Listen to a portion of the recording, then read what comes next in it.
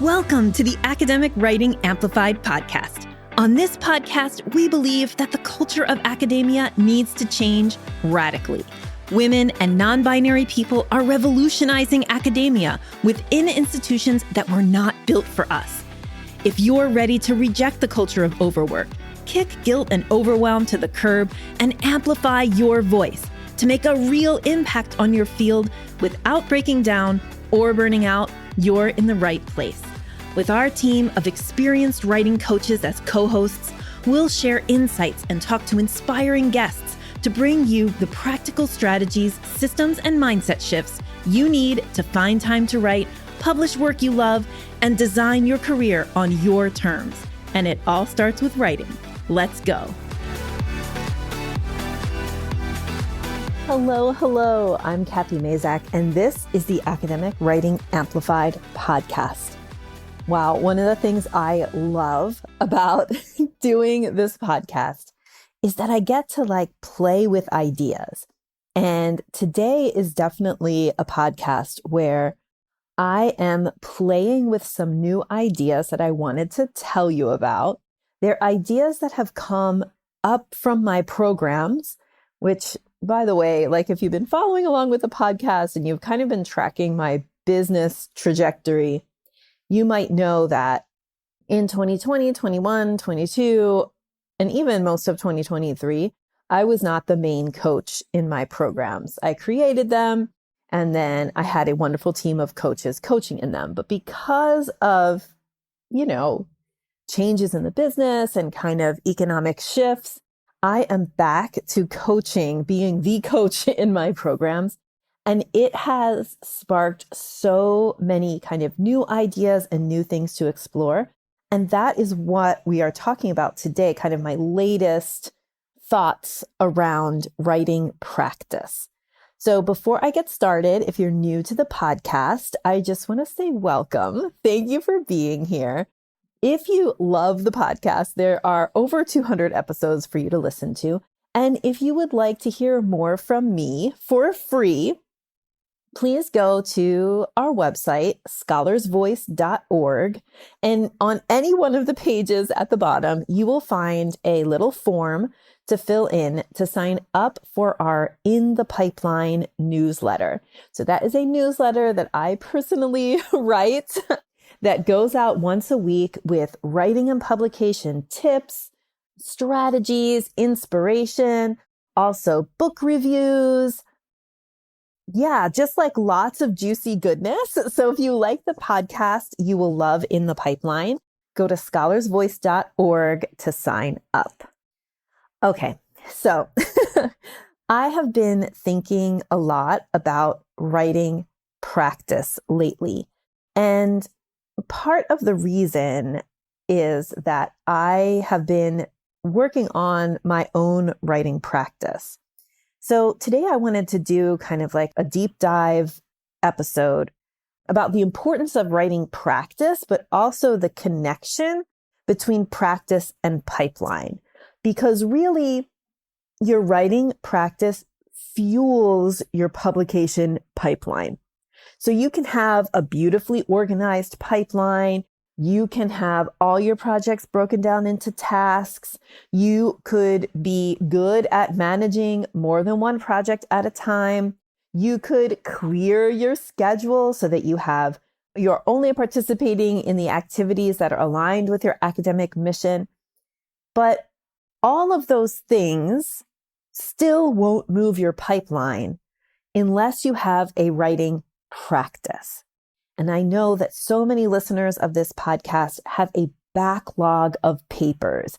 And the frustration around that backlog of papers, first of all, of course, is overwhelm. It's all the feelings that we have, related to how did we get to this point? I'm disappointed in myself because I haven't been able to keep my pipeline flowing.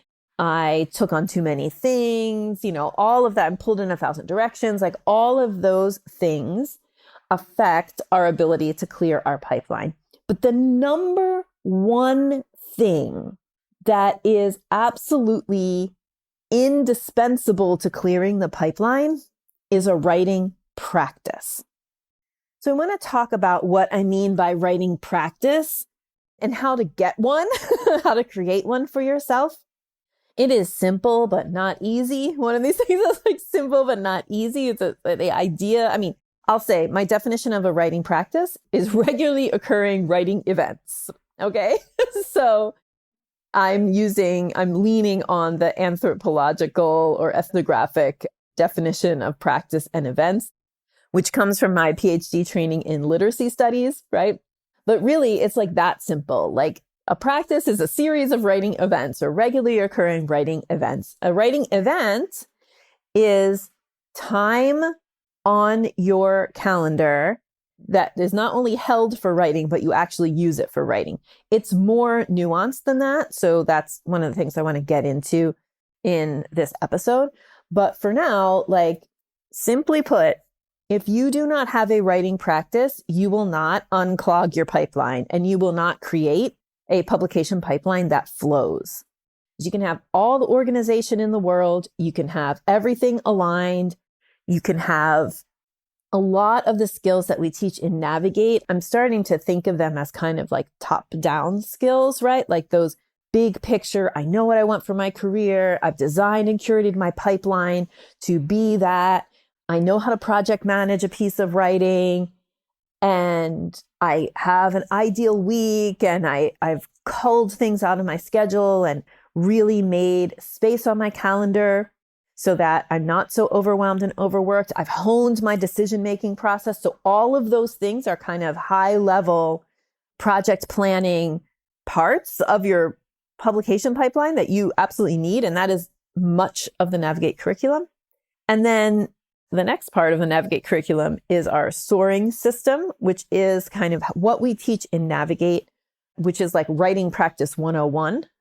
So I'll talk through that like in this podcast. But I want to go deeper.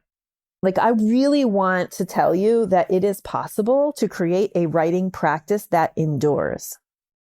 And I landed on this word endures because it really felt compelling to me. And it is absolutely what I want right now, a writing practice that endures through ups and downs, not at all costs, right? Not no matter what, but a writing practice that endures. Because without that, you will not create the flowing pipeline. So that's my big idea for you today is you must pay attention to writing practice if you want to publish your backlog of papers. And then now I'm going to launch into what a writing practice really is, what it means. I'll say also that at the end of this podcast, I'm going to tell you lots of details about how you can create a writing practice that endures together with me and other amazing colleagues during our Spacious Writing Retreat in San Juan, Puerto Rico, July 19th through 24th. The focus of that retreat will be creating a writing practice that endures. And I'm going to explain to you at the end of this episode how exactly the retreat is structured and created and conceived of in order to send you into the next academic year with a writing practice that endures so that you can clear your backlog of papers and create a publication pipeline that flows. So that'll be at the end of this episode. If you don't want to hear about it, don't worry, I'll warn you and you can turn it off. But now I want to get into like my most recent thoughts about writing practice. So why have I been thinking about writing practice? 2 reasons. One is when I was thinking about like, what do I want for 2024? There was like a handful of very simple things that I wanted to prioritize this year. One is walking. Another is reading. And the third one is writing. Okay. So walking, reading, and writing, actually, I think they're all super connected. But I have been working towards like really establishing those 3 things as like part of my everyday life. I'm looking to replace screen time with reading and writing and walking. And so those 3 things are kind of like driving some of my kind of personal goals for the year. So one reason I'm interested in writing practice is because I am looking to establish work on my own writing practice a little bit more, or quite a lot more this year. Another reason is that, as I mentioned earlier in the episode, I've been doing the coaching inside of Navigate and also in our wonderful Elevate program. So one of the things we did with Navigate last year, in the second half of last year, was, so Navigate's a 12-week program and it has weekly coaching in it.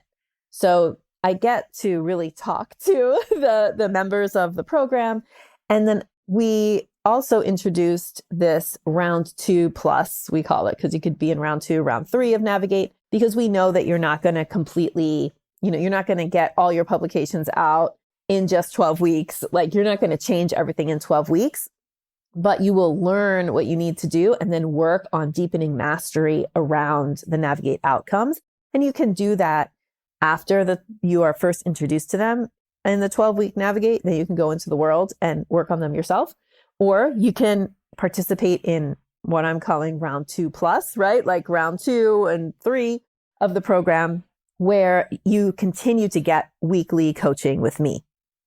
So in the process of working with my round 2 people, my round 2+ people, I've been working on this idea of like, well, what are the sticking points? Like, what are the places that even after, like you've learned all the Navigate content over 12 weeks, you've applied it to a low-hanging fruit project.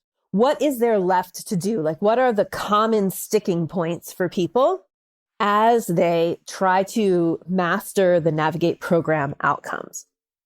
So one of them has always been, or the one that people always talk about, is breaking writing projects into tasks. So that is important because I talk about it a lot in the program, and I talk about how you really have to have a task list. And that advice comes from my own experience and also my realization that so many of you have been putting like, write article on your to-do list. And of course, that is like an unproductive or like a not very helpful way to think about your writing, right? As if the whole project, you're going to like check it off your to-do list. No, you have to have projects don't go on your to-do list. Tasks go on your to-do list. So that was kind of like a major project management point that I felt like everybody needed to learn inside of Navigate, and that I just needed to like emphasize. And it is not straightforward to break projects into tasks, because the other part of breaking writing projects into tasks that's important is estimating the time it takes for you to complete the task. And all of this is part of what I call this like process of self-knowing, which is about like really understanding you, how you work, and how long it takes you to do things so that you can better predict for yourself how long writing projects are going to take. And then you can make better decisions around committing to different writing projects, right? Because you have a better sense of how long it actually takes you to do things. Now, most people will say like, oh, I thought it was going to take me this long and it took me twice as long or 3 times as long. So I've been working on like my coaching around like, how do we stop that from happening? Because that is a very frustrating situation to be in. And our brain tells us lots of messages about why we are lazy, stupid, procrastinating, whatever terrible messages our brain tells us. And also like you feel like you continually fail if you set one goal and you don't hit it. So we have to stop all that negativity and replace it with like positivity around your writing and how long it takes you to do things. And part of that is really understanding yourself and your own process, understanding how long it takes you to do things without judgment. Stop comparing yourself to other people and understand why we compare. And that will help us break that cycle of comparison. All of those things, right? Those are a big part of my programs, right? And my teaching. And still, the problem of breaking projects into tasks and estimating time to task indoors. So there's the word indoors for you. So it's been like the piece of my curriculum and my teaching that I've been noodling on in the past, since the beginning of the year. I created a tool It's called Identifying Writing Sticking Points. That's the name of the tool right now. I'm piloting it inside of Navigate Round 2. And I also used it or introduced it in a very drafty form to my Elevate clients in our group coaching call. And what I'm trying to do is really have you all understand, or have clients who interact with that tool or who take our programs understand, like, what are really the necessary parts of a writing practice, and how do they, maybe you think that you have to like skill your way out of it, but actually what you need is some coaching, right? Around things like breaking projects into tasks. So I'm not saying that I have solved this. I'm saying that is what I am currently working on. And I am also designing our Spacious Writing Retreat for July. And at that writing retreat, what we're going to do is you are going to establish your writing practice, the one that will endure through the whole next academic year. And I was like, okay, what do I need to teach on that retreat? How do I need to structure the retreat so that that happens? Because actually, I think that retreats have the potential for transformation and real, like, making a big change in a way that programs don't. Now, of course, not everybody can participate in a retreat for many reasons. Programs are often more accessible. But if you can go on a retreat, you can make a transformation happen quickly and in a way that's sticky, right? In an enduring way. So I started thinking about what I want to do on the Spacious Writing Retreat. Right now, we are enrolling people. This is still not the explanation of the writing retreat. Now I'm going to talk about what is the writing practice. Then I'm going to talk about the writing retreat. But I wanted to mention that the reason that I'm like really digging into this is because I'm creating curriculum around it. All right. So let's talk about what is a writing practice. So a writing practice, as I mentioned earlier, is like regular writing events. For academics, a writing practice, I believe, looks quite a bit different than a writing practice for novel writers or memoir writers or other kinds of writing. And that's because, we write from data and we write from our own data much of the time, right? So our writing is, very different from like novel writing where you're trying to like get to know your characters and there's like a lot of creativity. There's a lot of creation in academic writing that I think we don't acknowledge enough, but we maybe some things like just write every day, I don't think are as helpful for academic writers as they are for people writing other kinds of things.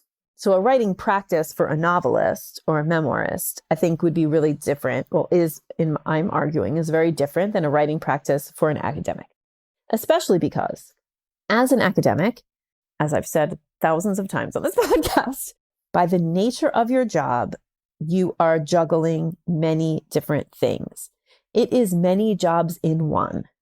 There's teaching, research, service. There's a lot of being pulled in mentoring, and there's a lot of having to distinguish urgent versus important.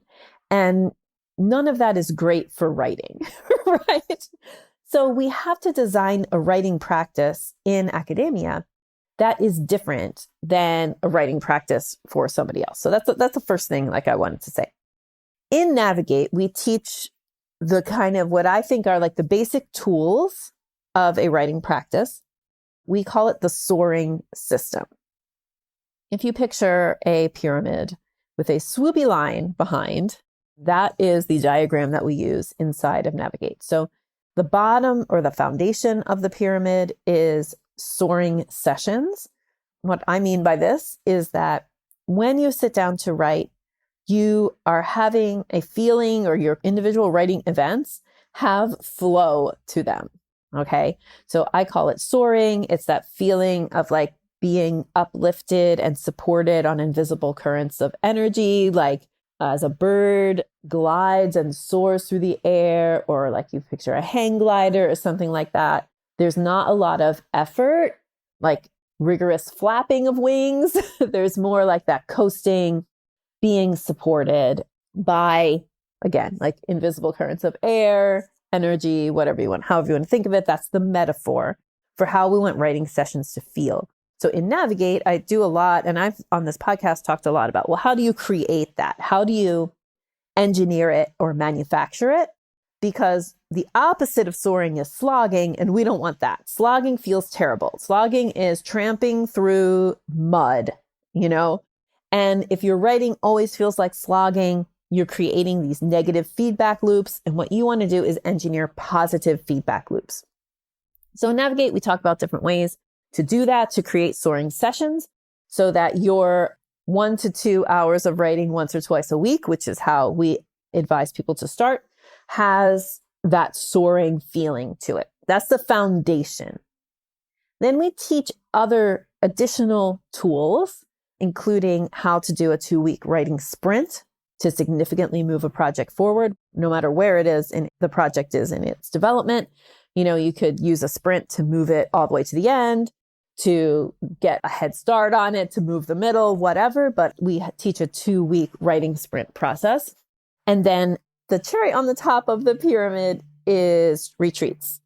And last week's episode, I talked a lot about like why retreats work. So we teach you inside of Navigate how to set up a retreat and talk more about like, what does a writing retreat look like and why you want to try to do them once a year if you could. And it doesn't have to be necessarily one that you pay money for. So we teach that inside of Navigate. And then the swoopy thing in the background is, we call it like our write goals method, which is like, how do you set goals and track and kind of have this positive feedback looping in the background where you're achieving your writing goals. So that is what we teach in Navigate in terms of writing practice. At Spacious, on the Spacious Writing Retreat, if that's the 101 level, I want to do the 400 level course on writing practice. And I think that that has to do with a bunch of things I'm going to say here. And then this is what I'm developing right now and what we're going to be doing at the Spacious Writing Retreat. So some kind of nitty gritty things about the writing practice that need to be sorted in order to create an enduring writing practice that clears your pipeline. One is, how long are those writing sessions? There's so many different ways to approach that question. There's so much advice out there. So when you create those writing events, right, the writing sessions that are on your calendar, how long are they? What is the physical environment around where you are writing? What are the things that you need to get started? And how do you start the writing session? How do you end it? All of these things, once you really dig in and explore what is possible, can help you have better soaring sessions, but also sessions where you're more likely to sit down and need less warming up time. I got a whole thing about the idea of like, I need to clear the decks.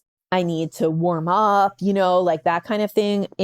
We've been talking about it in Elevate, but at the Spacious Retreat, we'll really get into all of that as well. Like, because it's important to really understand like what the function of that, I need to clear the decks, I need to warm up, I need to get into it, part of the writing session is, okay? That I'm not dismissing it. And I'm not saying don't do it. I'm saying we need to understand the function of it so that we can tweak it to work the best for you. So anyway, all of this is about like, what does the actual writing session look like? And what is the best version, the most optimized version of that for you? Because again, like the underlying theme here, or the thought underlying all of this, in order to create a writing practice that endures, it has to be enjoyable. It might not be fun, right? Because sometimes when we're like racking our brains and really trying to come up with ideas and connections and things, it's not fun. It's stimulating, right? Potentially. It might not be like straightforwardly joyful. It might be one of those like, I need to figure this out kind of things. But that is like where the energy of scholarship comes from, right? So anyway, that's one part of writing practice that we don't have time inside our Navigate program to really dig into that we're going to really get into at Spacious. The other thing that I want to tease apart is the difference between writing practice, writing process, and writing pipeline. And the difference between pipeline and process came up just this last week on our Navigate call on Friday. So that is something that we will talk about. And on the Spacious Retreat is like teasing apart what those three things are, why each of them is important to think about, and their relationship to each other. Practice, process, and pipeline. So all of this is to say, like, I'm interested in helping you and helping participants in our Spacious Retreat and in our programs to really understand what your writing practice needs to be in order to make a writing practice that endures. In Navigate, we do talk about resilient writing, and we talk about making the writing practice itself resilient. So you have the tools to be able to put it down and pick it back up. That is really important to a writing practice that endures. But if you want to move your pipeline forward, the practice itself has to be so fulfilling that you can't wait to get back to it. So we'll talk all about that and really dig into that in Spacious. Okay, so now I'm going to talk about the Spacious Writing Retreat, which is happening July 19th through 24th in San Juan. I'm going to talk about what we're going to do on the retreat to create that writing practice that endures so that you can clear your backlog of papers, and why a retreat is a great place to work on establishing that kind of writing practice. So Spacious is a writing retreat. We are emphasis on the writing. Basically, three things will happen every day. One of them is a morning writing practice workshop. So in these intimate workshops that kind of will start to eat breakfast, it will flow into the workshop. You will learn my most recent next level teachings about writing practice. And we will have those every morning of the retreat. They'll last about an hour. There will be a workbook. And then after that, there will be a writing block. So if you imagine from around 8:30 to 9:30, we will be doing our writing practice workshop where I'm going to teach you these skills, techniques. I'm going to show you tools that you can use in order to really hone and create a writing practice that endures.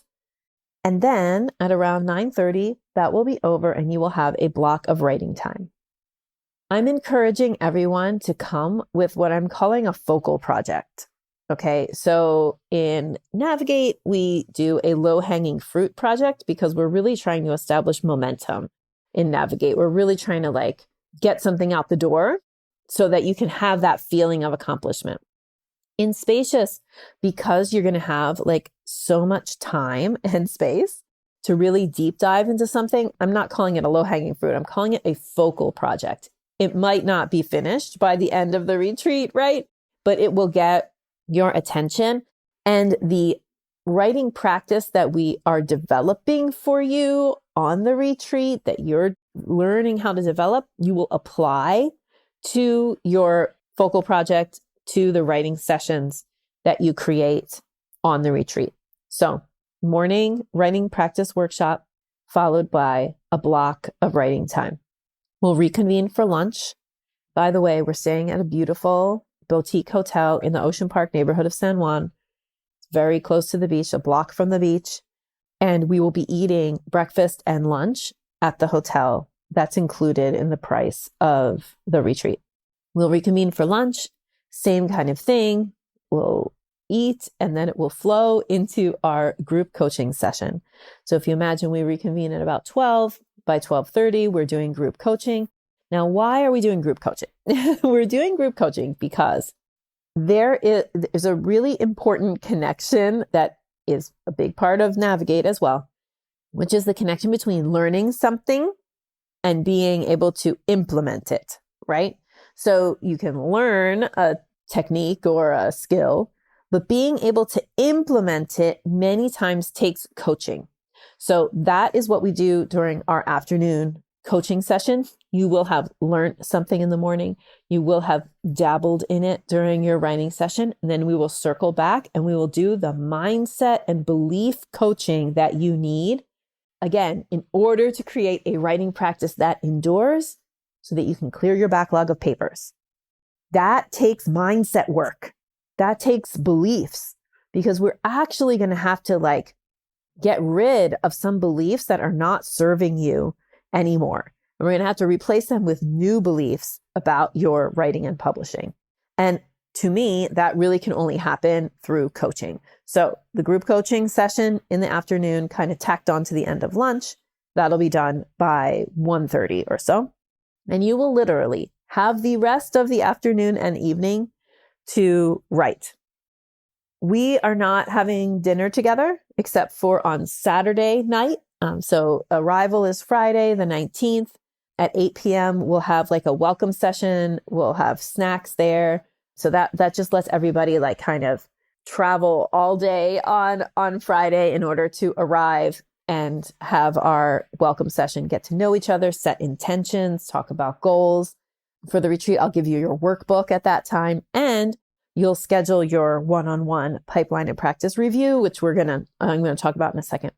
So that's what happens Friday night. But then Saturday, AM writing practice workshop, block of writing time, PM group writing coaching, and then free until we are going to have a dinner together on Saturday night. We're going to have tapas at a local tapas restaurant where there's a beautiful room that we'll reserve, and we'll be there having tapas and wine on Saturday night. The rest of the evenings of the retreat are free.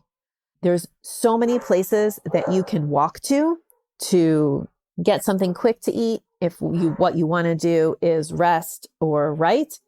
And of course, you can Uber into Old San Juan and do lots of other things if you wish to do that.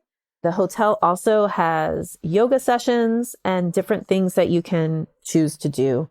But in terms of the retreat itself, Saturday night we'll have a dinner together, and then the other evenings will be open for you. The other part of the retreat that I think is really going to be helpful for you to create a writing practice that endures is a one-on-one with me. So we have 10 spots on the retreat. 4 are full already. We're looking for 6 more people to join us. And each of you will get a one-on-one session with me. I'm calling them a pipeline and practice review. That's because I want to give them a little more structure and focus you in that one-on-one on again, for you, I want you to have a writing practice that endures. So what do we need to put into place in terms of your next year so that your pipeline can flow, you can publish that backlog of papers? So that's why I'm calling them pipeline and practice reviews. You'll sign up for them during the welcome meeting. They'll just be slots that will most likely be in the afternoons. I'm not sure yet, but whatever. We'll have those one-on-one slots, and then you'll have a one-on-one with me scheduled during the retreat. And that is it. On Wednesday morning, we will convene for our final writing practice workshop, which will really be about how you take what you've learned and implement it and hold it with you all year. And you will be off with your writing practice established. Now, the last thing I want to say, and I talked a lot about this in the last podcast, but I really want to talk about why I think a retreat is the perfect way to create a writing practice that endures. So there's been a lot of research about writing retreats. I used to send emails with the research in it, but I think I'll just kind of summarize it for you, and hopefully it will be more compelling that way. Writing retreats and writing retreats for academics, which there is a research area on this, right, is they do a few things that create that enduring practice. Okay, a practice that lasts, a practice that's sticky. Here's a few reasons why.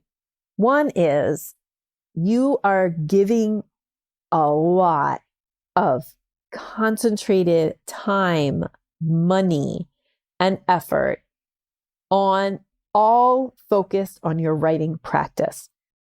Potentially, you're taking something that right now is getting the edges of your time, that you're doing binge and bust, like, oh, I have a day, I'm going to write my butt off. And then, or I'm going to wait, I'm going to not write all semester. And then I'm going to binge write in the summer or on breaks or whatever.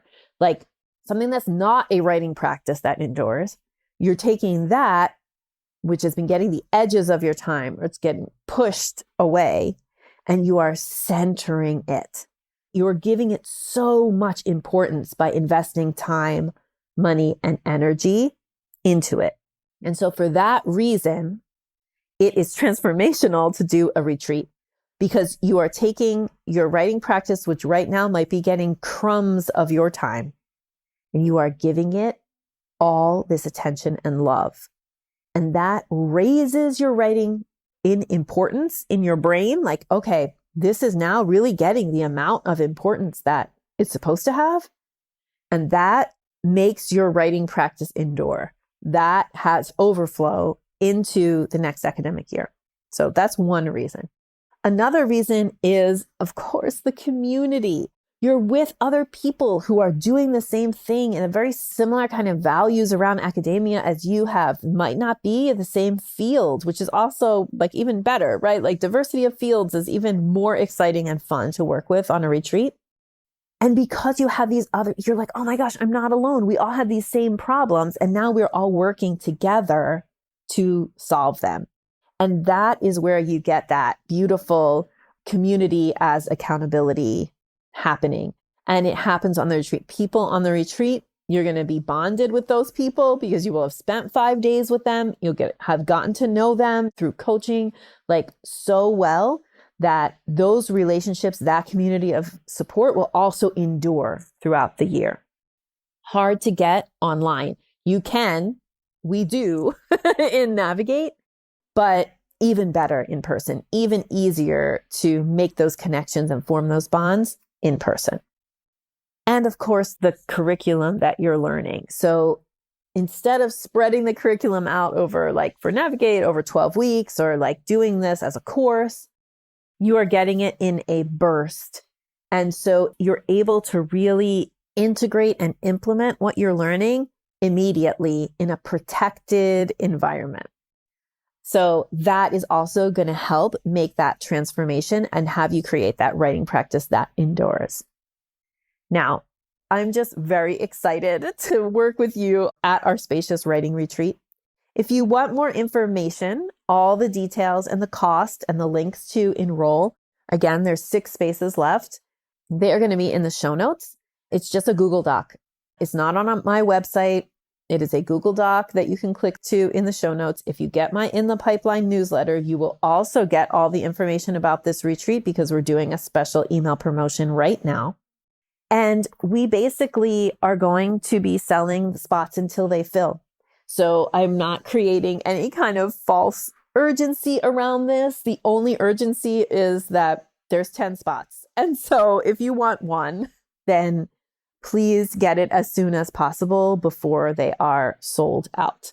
There is no hard deadline except for that we will close because we only have room for 10. I hope that this podcast episode gives you a little insight into how I work through curricular problems actually, but also what a writing practice is and what are the kinds of things you need to consider because, and I just want to leave you with this, your writing practice fuels your pipeline. No amount of pipeline mapping or project management skills are going to move your writing projects forward without a writing practice. You need both. If you are interested in joining me in San Juan for a beautiful, spacious writing retreat in July, where we will establish a writing practice that endures and clears your backlog of papers, then click the link in the show notes and I will see you in San Juan. Have a great day. Bye. thank you so much for spending your valuable time supporting yourself and your writing by listening to this episode. If you like what you heard today, the best way to say thank you is to hop on over to Apple iTunes and write an honest review. The more reviews, the more amazing academic women and non-binary people will find this podcast. So go write one now.